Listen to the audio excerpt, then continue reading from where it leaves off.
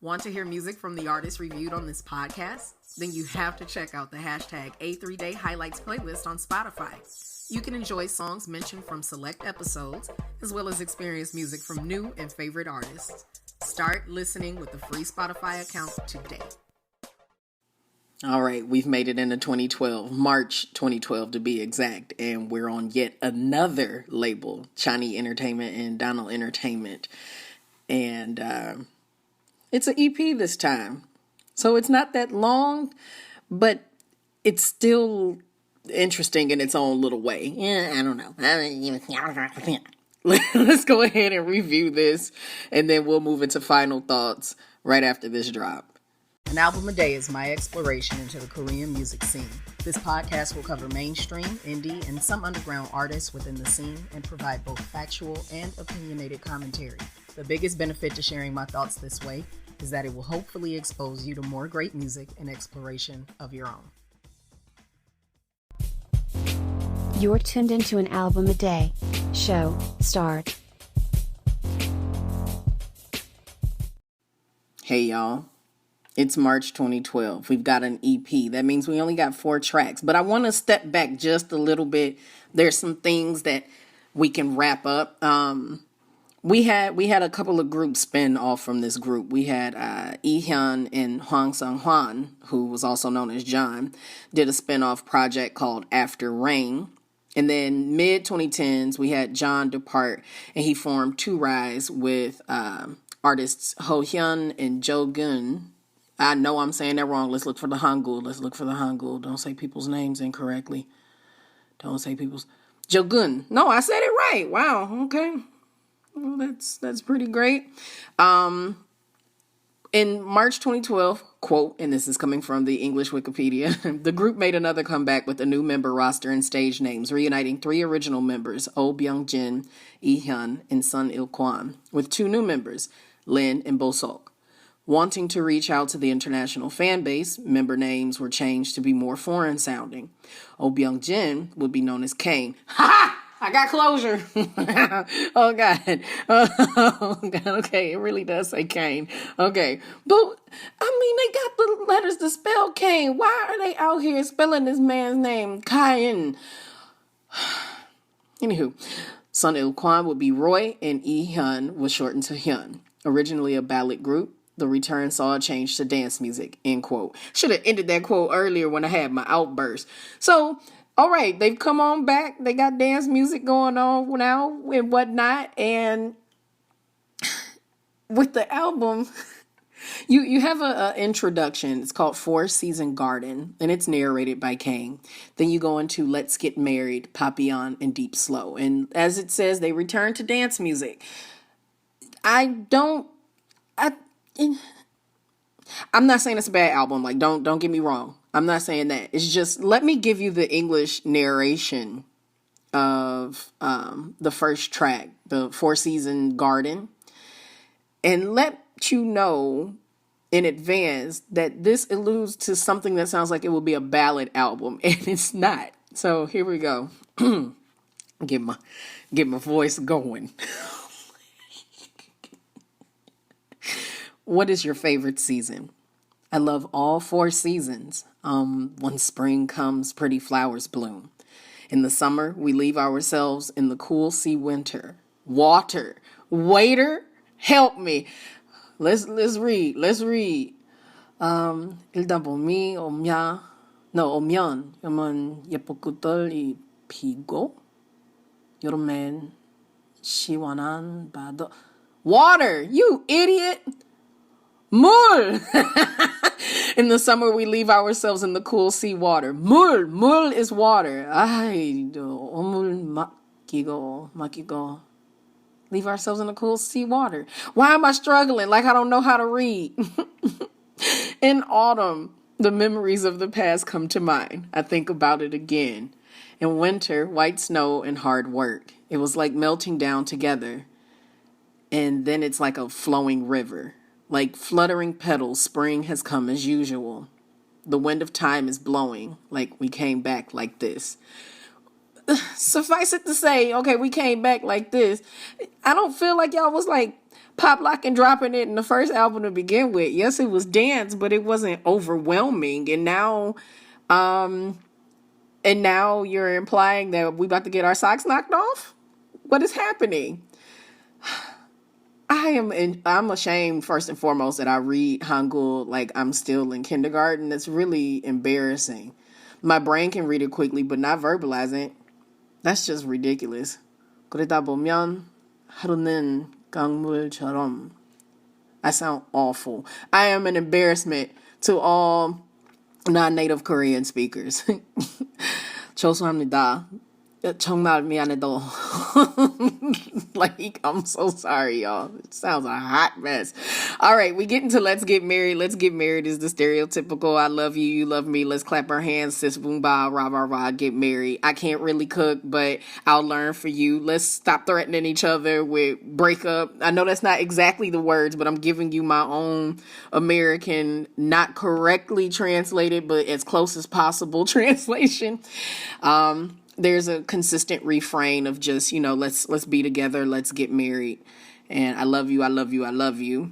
And it works, if you're young and excited about all of that, because I don't think an older person, I don't think 30s and up would be as excited about the youthful sound of that when we're talking about marriage. Yeah, we still want it to sound like I mean it and I really want to be with you, but it doesn't need to sound like we're frolicking down a field holding daisies, Then you go from that and you hop on over to Papillon.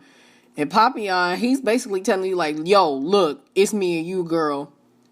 Like all this extra going on between us, I'm lonely. We need to be together. I can't wait any longer. I can't get away from you. Let's just be one. Oh, no. It's a lot of na in this. I decided I've not really watched any videos with the exception of Wanna Know You and Lie, which are much more recent. They are 1 year ago and 4 years ago, respectively. And I got closure on one of the things that I mentioned in the previous episode when I was trying to figure out if they were in New York or California. They were in New York and in Nevada. They filmed Wanna Know You in Vegas, but we'll talk about that during Final Thoughts in just a few moments. But Papillon is like slapping, and I allowed myself the opportunity to go ahead and watch it when they performed it live on one of the music performance shows. And the choreography is so simple, so non-demanding. I don't remember things being that way in the entire time I've been a fan of K-pop. So to see real simple movements, throw a right arm out here, press the air 2 times, and bring it back, shake the shoulders, and you like, it was just real. We got to count right here and stop. Got to count right here and stop. I was with it.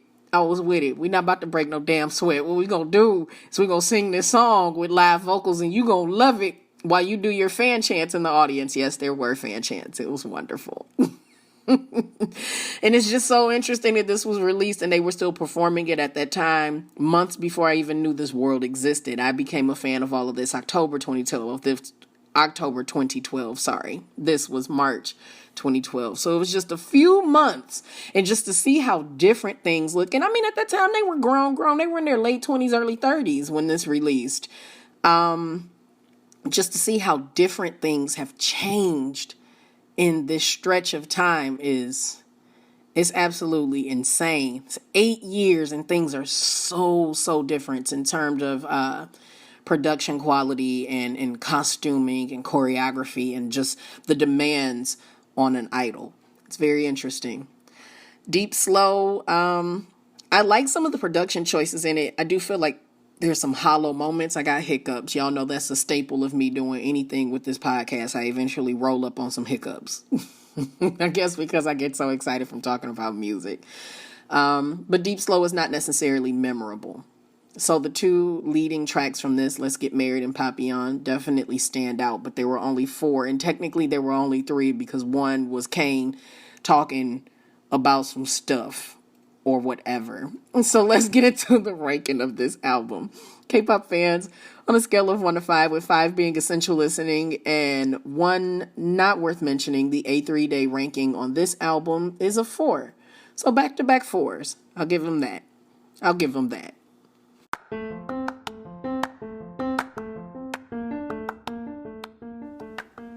Welcome to Final Thoughts, a 100% unscripted closing for today's artist. Enjoy select songs from the discography of today's artist and more when you search for the hashtag A3Day Highlights playlist on Spotify. Without further ado, ramble, review.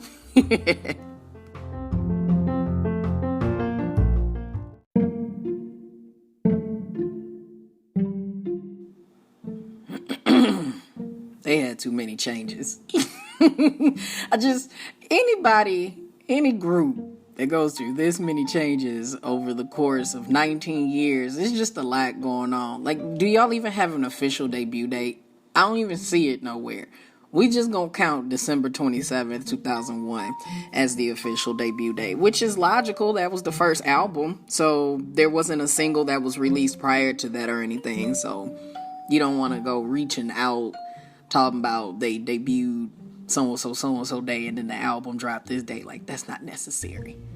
It's just so much. They had a lot of singles, and some of those singles, like, didn't even chart. That's got to be unfulfilling. You do all of this work. And the highest you get is number 48 in your home country for Let's Get Married. And then in Japan, you get like 21 for Wanna Know You, which came out in 2019. It's a non-album single. They got a lot of non-album singles going on for a good chunk of time. They also did, I wanna make sure to acknowledge that they did an OST. They definitely did. They had a song called Love Made in Heaven, and that dropped in 2011. But I don't know which group lineup is a part of that song. Why would you have so many changes? What was going on where y'all had to move labels so many times? Were things bought out, absolved? Was money lost? Was money found? Help me understand. And why y'all don't have a Korean website? Maybe y'all got a dom and I just didn't know. I want to be a fan. We're close in age. These things are important to me. I would like to be more supportive. However, I was listening to Wanna Know You. That was released May 2019. And they filmed it in the United States. And it's cool and whatnot. And then you listening to the lyrics. And we grown, y'all. I don't still want to hear a song where someone is petitioning to be someone's boyfriend. Like, at a certain age, the word boyfriend just sounds ridiculous. Boyfriend and girlfriend. And I don't know, perhaps that's because I embraced the usage of partner more than boyfriend. Like, I don't want to be 42 talking about this my boyfriend. The hell? What does that sound like? It sounds like I'm unwilling to grow up. Are y'all unwilling to grow up? Are any of you married at this point? I'm not saying marriage has to be the end all be all for everyone. Please don't misinterpret that.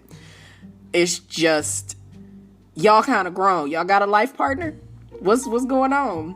Somebody put in the comments, when the boy bands from the 90s and the 2000s come back, they truly create magic. I'll agree. I will agree.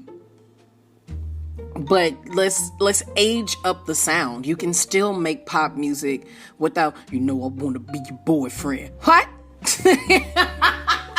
Like, you don't have you want to be my boo thing? You want to be my baby? Like, come on now. Shinhwa has paved the damn way. Shinhwa has shown you how we can handle this.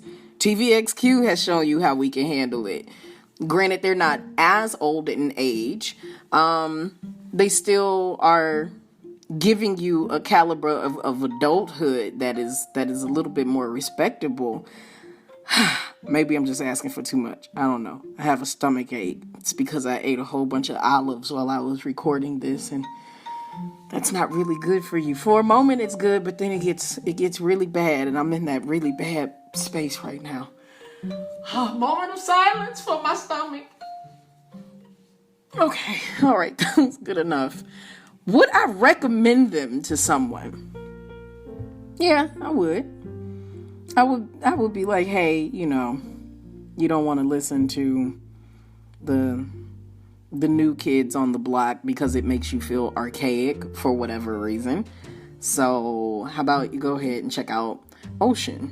They got some cool stuff going on. They got a fandom name. I can't tell you about no light stick, but they were around during the days where the balloons were utilized anyway. If you didn't know that, yeah, that's a fact. You used to not have light sticks. Balloons were the things. Light sticks came into play by a one Big Bang, who we will probably reach them in season 5 or 6. We'll probably be in the B's by then. I don't know. I think season 4 is a little too premature. I don't know. But this isn't about them. This is about super grown men still in the pop scene. And I dig it. I support it. I believe it would be so nice for them to come back and release something as an EP again in Korea. It is your home country. I know you're getting your bread and butter just an hour and some change over the ocean. But come on now. Give to your soil. Give to the magic of that. I think there's something appealing about that. And it wouldn't hurt. It's been a long time. You've given us singles 2013, 2014, 15, 16, 18, 19. Well, not 19. Well, yeah, 19. I just said they had a song called Wanna Know You. I'm out here messing up the math. There's no 2017. That's what I wanted to say. But it's been so long since there's been an album. Like, could you please? Maybe. It would be really, really exciting. And then you can retire. You can give up then if you want to. It's not giving up. It's just bowing out. They've done well. They've sustained themselves this long. But I would like to see some diversity in what it is they bring to the table. So let's go ahead and give you that full-fledged ranking then. Yes, K-pop fans, on a scale of 1 to 5, with 5 being essential listening and 1 not worth mentioning, the A3Day ranking for the entire Korean discography of Ocean is a 4. I'll give it a 4. I would give it a 4.5 if I could see there is some maturity in lyric choices, but they're not there. They're just a pop band, and there's nothing wrong with that, but they are a 4. And that concludes them. We are done with Ocean. We will be moving on to a new group. I'm excited. I'm a little nervous. I never know what to anticipate. And neither do you. So let's just continue to ride along together. Yes, run along as far as we can with this. I'll catch y'all in the next episode. Bye, y'all. Your favorite foreign Korean music historian exploring all the industry from A to Z.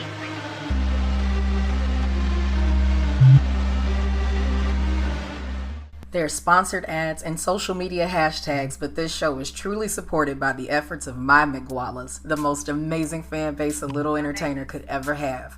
Special shout out to my Patreon patrons, the student body, and the scholars who keep my vision of becoming your favorite Korean music historian exploring all the industry from A to Z a real thing. If you're interested in supporting the growth of this podcast and supporting content, please visit patreon.com/multifacetedacg. And for as little as $1 a month, you can get in on the magic too. Interested in continuing your support at the free $99 price? I love you for it. You can still engage with the show when you retweet, repost, and share the show and use hashtag A3 and the word DAY. You can also tag MULTIFACETEDACG to get my attention. And if you're listening to this podcast on a platform other than Anchor.fm, please leave a few stars or a review to keep things growing in the right direction.